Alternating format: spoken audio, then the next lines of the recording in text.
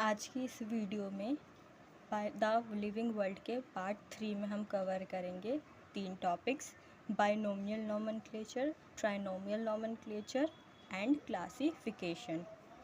सबसे पहला टॉपिक हमारा है बाइनोमियल नोमेनक्लेचर। बाइनोमियल नोमेनक्लेचर जो है मोस्ट एक्सेप्टेड नेमिंग होती है। ये डेवलप किया था कैरलोस लीनियस ने। कैरलोस लीनियस ने 3 बुक्स लिखी थी।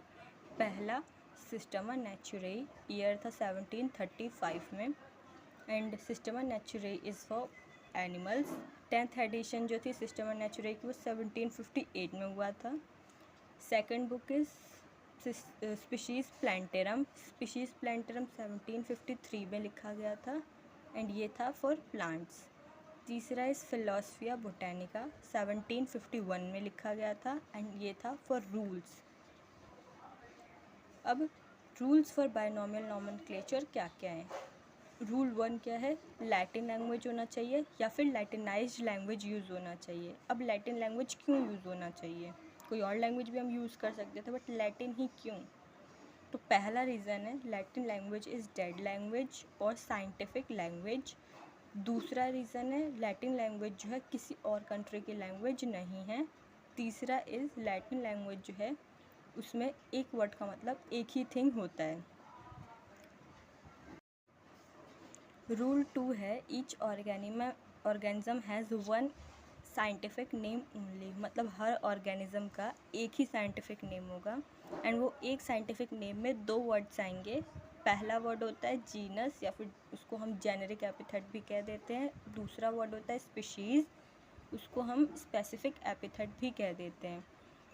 हैंस यहाँ पे 2 वर्ड यूज़ हो रहे हैं नेमिंग के लिए, इसलिए इसको हम कहते हैं बाइनोमियल नोमेनक्लेचर। तो अब हमें पता चल गया कि यहाँ पे हम बाइनोमियल नोमेनक्लेचर क्यों कह रहे हैं, क्योंकि यहाँ पे 2 वर्ड यूज़ हो रहे हैं नेमिंग के लिए। जैसे अगर एग्जांपल हम देखें तो मैंगो का जो साइंटिफिक नेम होता है वो होता है मैंजीफेरा इंडिका। मैंजीफेरा जो ये फर्स्ट वर्ड है एंड ये क्या रिप्रेजेंट कर रहा है? ये जीनस को रिप्रेजेंट कर रहा है। इंडिका सेकेंड वर्ड है एंड ये क्या रिप्रेजेंट कर रहा है? स्पीशीज़ को रिप्रेजेंट कर रहा है। अब हम आ जाते हैं रूल 3 पे। जब हम साइंटिफिक नेम को हाथ से लिखेंगे मतलब हैंड रिटन होगा तो हम अंडरलाइन करेंगे सेपरेटली, वो भी जैसे कि हमने अभी यहाँ पे ऊपर मैंजीफेरा इंडिका एक एग्जांपल देखा। यहाँ पे हमने साइंटिफिक नेम लिखा है, हाथ से लिखा है तो इसलिए हमने क्या किया, दोनों नाम को अलग, एक ही नाम है बट दोनों वर्ड्स को हमने सेपरेटली अंडरलाइन किया है। बट यही अगर प्रिंटेड होगा, जैसे हम कंप्यूटर वगैरह पे लिखते हैं या ऐसा कुछ होगा तो उसमें इटैली होगा, वो वर्ड्स जो साइंटिफिक नेम होगा वो इटैली होगा। इटैली मतलब आपने देखा होगा थोड़ा सा टेढ़े टेढ़े से दिखते हैं वर्ड जो है, तो उसको हम कहते हैं इटैली। रूल 4 क्या है? फर्स्ट लेटर जो है जीनस का वो कैपिटल होना चाहिए and first letter of species जो है स्मॉल होना चाहिए। यहाँ पे हम फिर से मैंजीफेरा इंडिका में अगर देखें तो ये हमारा जीनस है। जीनस का जो फर्स्ट लेटर जो है वो क्या है? कैपिटल है। वहीं स्पीशीज़ में अगर हम देखें तो स्पीशीज़ का जो फर्स्ट लेटर है वो क्या है? स्मॉल रिटन है। ये हमेशा होना चाहिए। अगर हम यहाँ पे कैपिटल लिख देंगे तो मतलब ये गलत हो जाएगा। रूल नंबर 5 क्या है? Author name written after species और स्पेसिफिक एपिथेट। स्पीशीज़ को ही हम स्पेसिफिक एपिथेट कहते हैं। अब यहाँ पे फिर से हम एग्जांपल देखेंगे मैंजीफेरा इंडिका का। अब मैंजीफेरा इंडिका का जो कंप्लीट नेम होता है ऑथर के साथ वो होता है Mangifera indica Linn. Linn stands for Linnaeus. Mangifera indica Linn में मैंजीफेरा रिप्रेजेंट करता है जीनस को, इंडिका रिप्रेजेंट करता है स्पीशीज़ को, लिन जो है एब्रीवेटेड फॉर्म है लीनियस का, ये रिप्रेजेंट करता है ऑथर नेम को। अब हम अगर ऑथर नेम को देखा जाए कि उसके लिए क्या क्या रूल्स होते हैं ऑथर नेम को लिखने के लिए, तो क्या क्या रूल्स होते हैं ऑथर नेम को लिखने के लिए?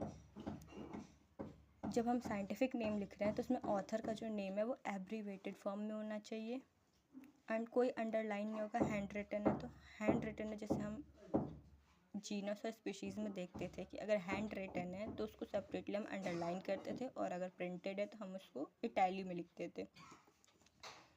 बट ऑथर नेम में ऐसा कुछ नहीं करना है, कोई अंडरलाइन या कोई इटाली में नहीं होगा।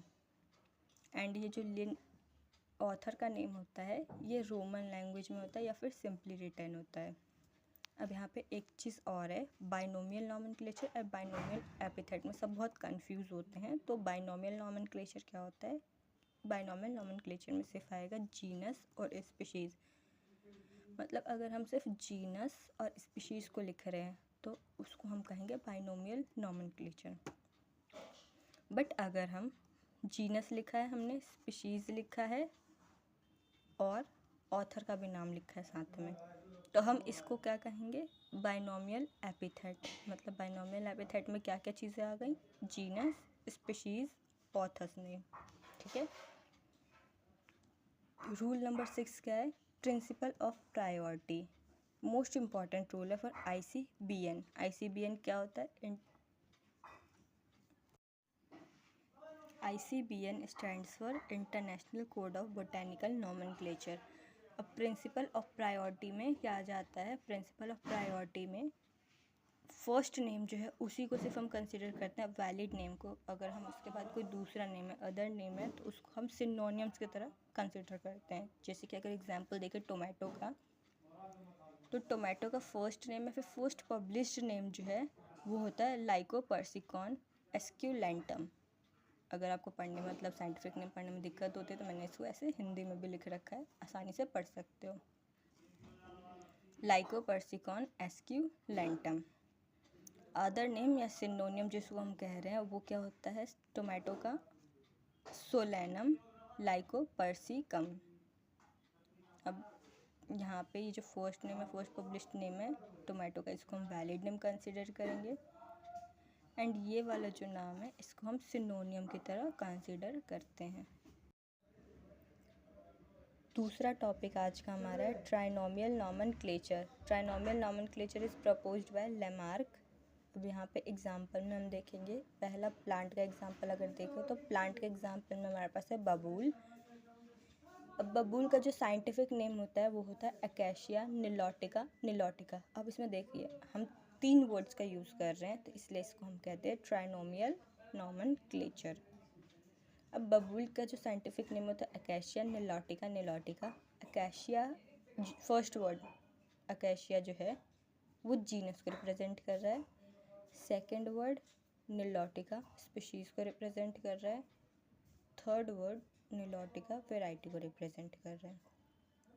दूसरा एग्जांपल एनिमल का हमारे पास है ह्यूमन। ह्यूमन का जो साइंटिफिक नेम होता है वो होता है होमो सेपियंस सेपियंस। होमो फर्स्ट वर्ड जो है वो जीनस को रिप्रेजेंट कर रहा है। सेपियंस सेकंड वर्ड स्पीशीज़ को रिप्रेजेंट कर रहा है। सेपियंस थर्ड वर्ड सब स्पीशीज़ को रिप्रेजेंट करता है। हमारा तीसरा टॉपिक है classification. Classification is grouping of organisms based on observable characters. Observable characters क्या होते हैं? फिनोटाइप, जो हम बाहर से देख के बताते हैं वो होते हैं observable characters. Science which deals with rules and principles of classification is known as taxonomy. तो टैक्सोनॉमी क्या होता है? ये साइंस होता है जो कि डील करता है with rules and principle of classification. Father of taxonomy कौन है? Carlos Linnaeus.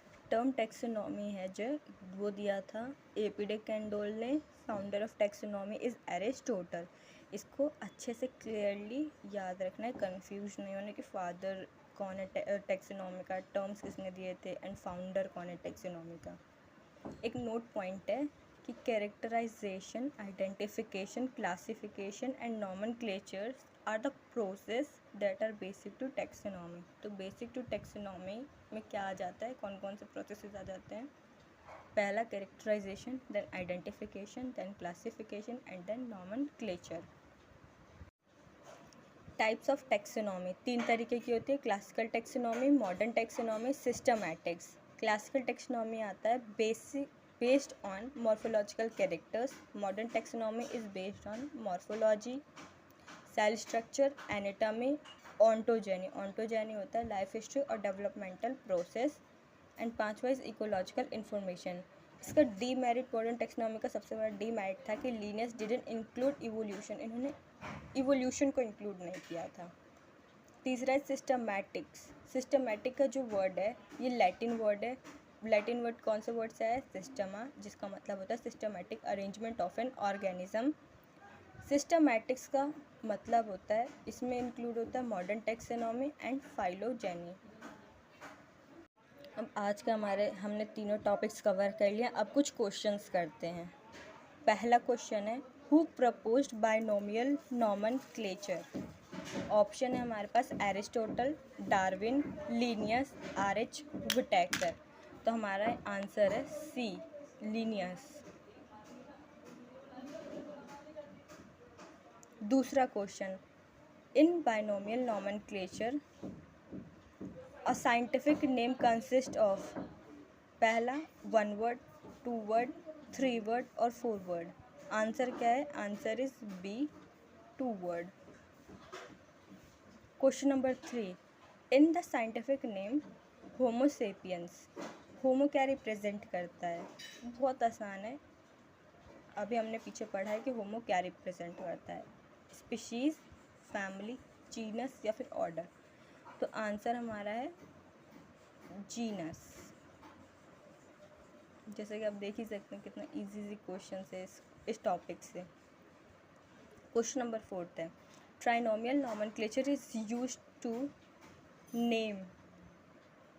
किसकी नेमिंग के लिए हम ट्राइनोमियल नॉमेनक्लेचर यूज़ करते हैं? स्पेसिफिकली किसकी नेमिंग के लिए?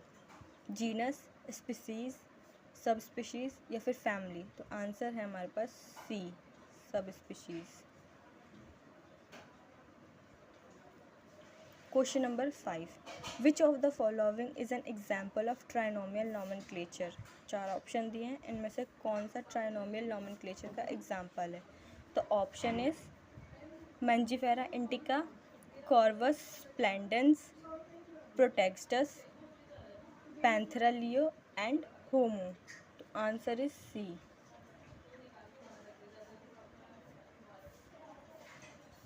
आज का हमारा लास्ट क्वेश्चन है the basic unit of classification is genus, species, family, kingdom. तो आंसर है हमारे पास स्पीशीज़। तो आज के हमारे सारे क्वेश्चंस भी ख़त्म हो गए।